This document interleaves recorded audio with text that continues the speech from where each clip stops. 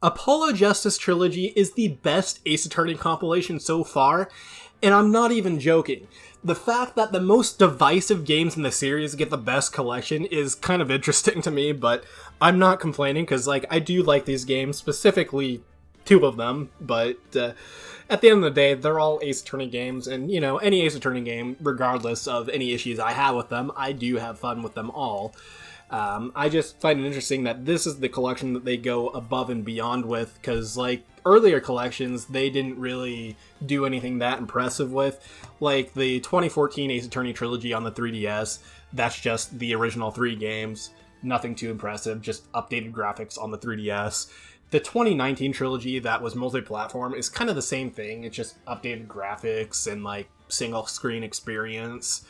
And they didn't really add anything extra to it, though I kind of wish they did. Give it, some features from modern Ace Attorney, actually being able to select a chapter, because, that's something that they added in, Dual Destinies and Spirit of Justice, and then, having, a gallery to view, CGs and listen to music and whatnot.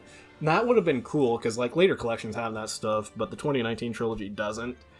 And it would have been nice to see it. And also, I wish the text box was kind of better in the 2019 trilogy, because, I don't really know the best way to explain it, but it feels weird to control. And the UI oddly has collision.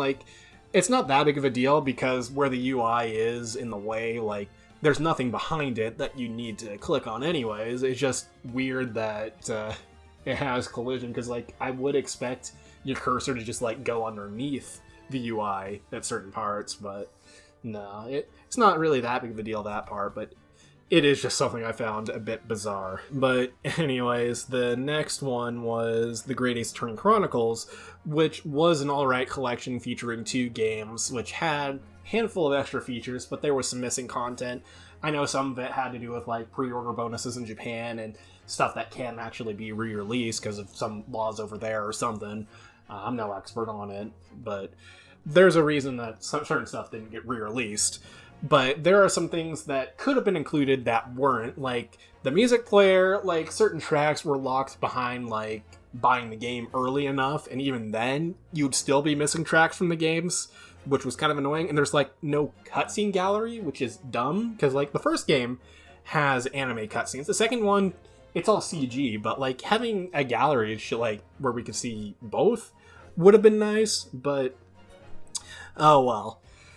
Apollo Justice Trilogy did much better on all of this, because the games in this collection, they look great, they play great, and the collection itself has plenty of stuff to mess around with.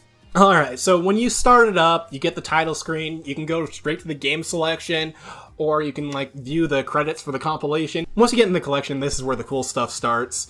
You start off by selecting a game, and, they're all, by default, show a little video for each, and play a certain track, and the track for each game is a different objection theme for each lawyer by default. So for Apollo Justice, it's his objection theme, since that's his first game, and then the next game, it's Athena's objection theme, since that's her first game, and then the last game in the collection, it's Phoenix's, just so one of them will use his objection theme, which I just think that's a nice little detail.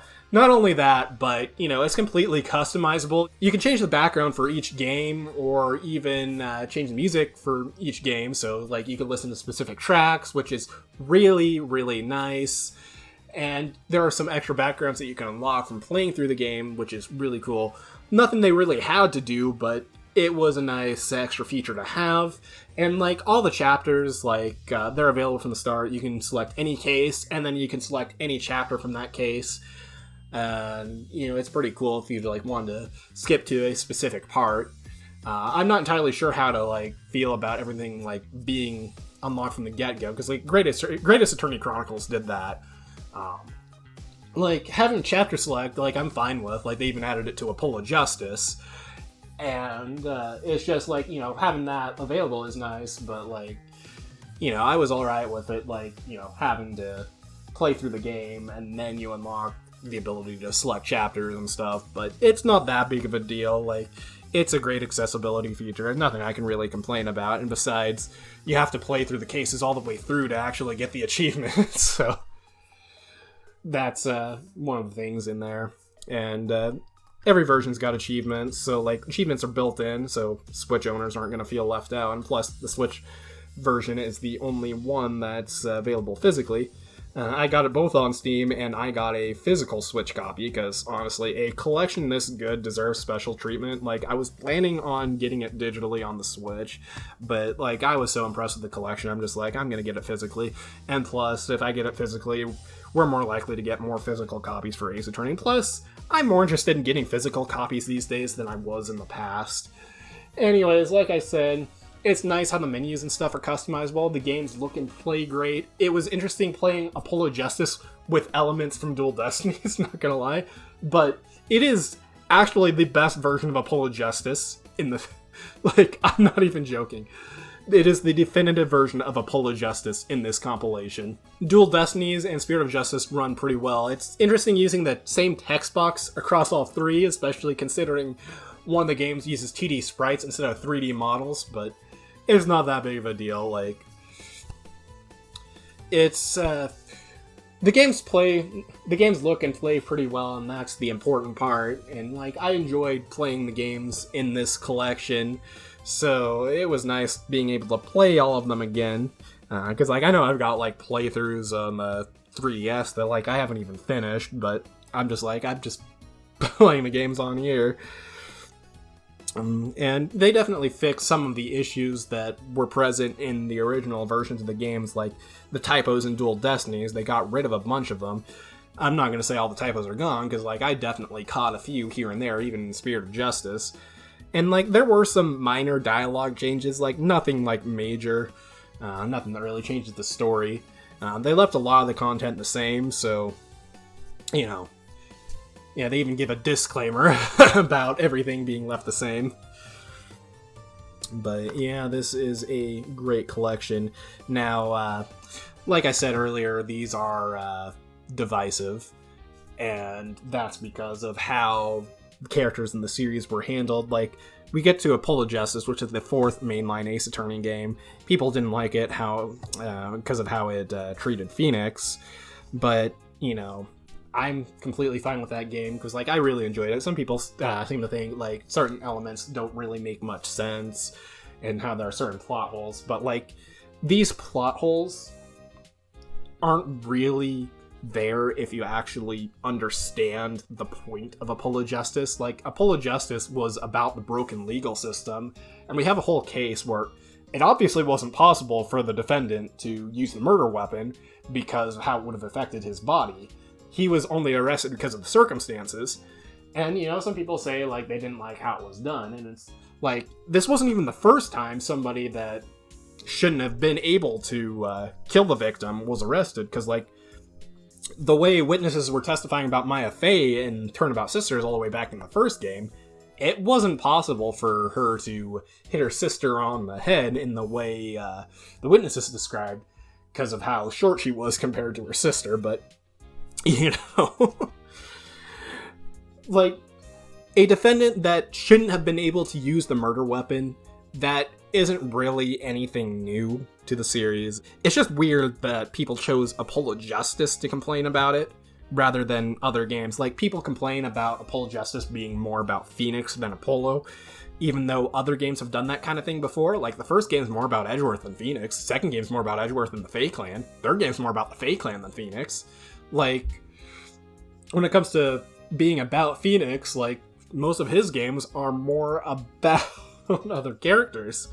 And then, you know, Apollo Justice is more about Phoenix and how the broken legal system affected him and how he got involved with the broken legal system. And, you know, some people are saying, like, oh, he shouldn't have been trusted considering he lost his attorney's badge and was assumed to have been forging evidence. And, you know, I think some of the explanations given in Dual Destinies kind of clears that up, because he says that, like, he has a friend that would need help with legal work, which obviously he was talking about Edgeworth. And so it makes sense that he was probably talking to Edgeworth, like, behind the scenes in Apollo Justice. And, you know, he was even doing that behind the scenes in Dual Destinies. Apollo Justice is one of my favorite games in the series because of the dialogue. Like, it was handled pretty well. Cases aren't really the strongest, but there were some cool ideas. And, like, I just loved how the characters interacted with each other. And it's the very game that made me realize I needed to trust my own opinion way more than anyone else's. And then, it's, like, the shortest game in this collection, because it's only 4 cases long. And, like, there are only 2 games in the series that are that short. Like, the second game and the 4th game, because, like, the other games have at least 5, and then, like, the other games in this collection, they have a total of 6, because, like, there's the 5 in the main game and the DLC case. Anyways, I like Ace Attorney 4, and then it's the only one with Apollo's name in the title.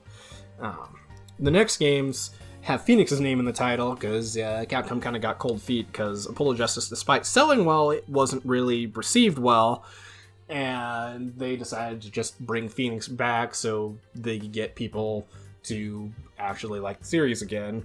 And, you know, it succeeded, but there are definitely some issues with modern Ace Attorney, unfortunately. But, you know, it's already been done. What's done is done. Can't really fix it.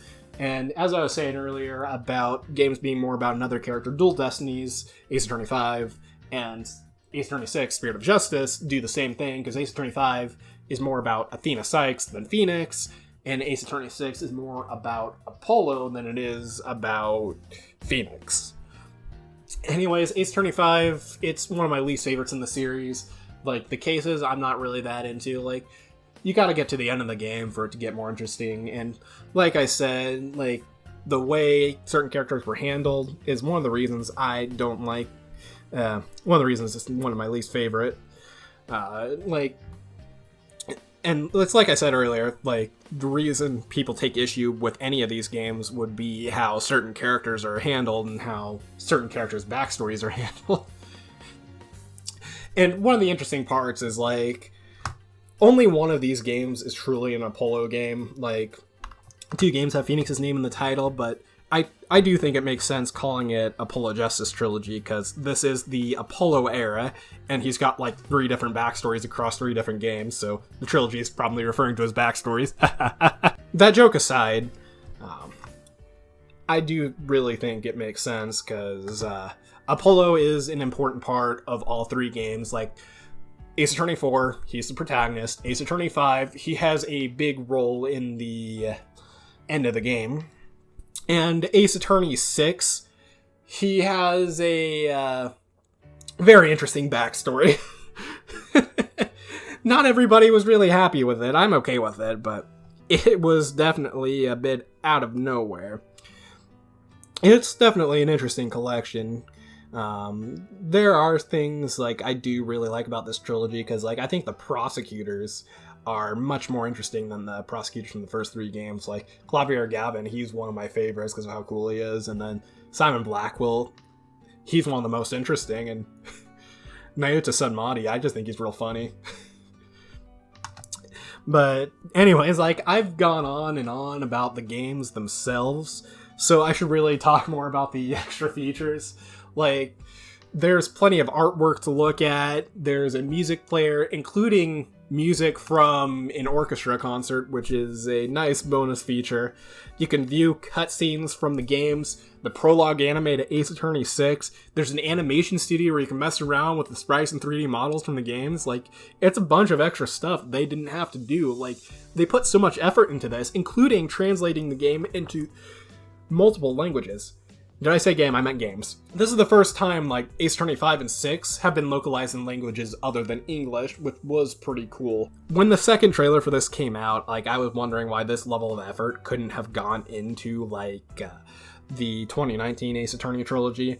But at the end of the day, like, I'm really glad we got this one, because it's such a cool collection. Like, everything, like, runs and plays as it should. Like, there's so much in this package. Like, the price being, like, $50 for the whole thing, I think is kind of fair, because, Greatest Turn of Chronicles, you're paying, like, $40 for 2 games. This one, you're just paying $50 for 3, which is a lot cheaper than getting everything on the 3DS, because, like, on the 3DS, Apollo Justice was $20, Dual Destinies was $30, Spirit of Justice was $30, and that's not even counting the Dual Destinies and Spirit of Justice DLC cases, which with the 3DS versions, it would cost you a bunch more. Unless you count the time that they went on sale for real cheap near the closing of the eShop. But that's just because the eShop was closing down. But I do think $50 was a fair price for the whole package. It is missing some stuff like Greatest Turn of Chronicles. It's because of pre-order bonuses in Japan, like I said earlier. Yeah, because like they're not allowed to re-release certain stuff. Because like there was certain content that was translated into English in the 3DS version of Spirit of Justice, but was not included in this package. It's not that big of a deal because you're not really missing out on much. Like they're fun the first time through, but after that they're not really fun to replay. But that's just my opinion. With this compilation, you get pretty much all you need. Like, you get the games, you get some extra features, some cool stuff to play around with. Like, it is a great collection, and definitely one of the best ways to play these games.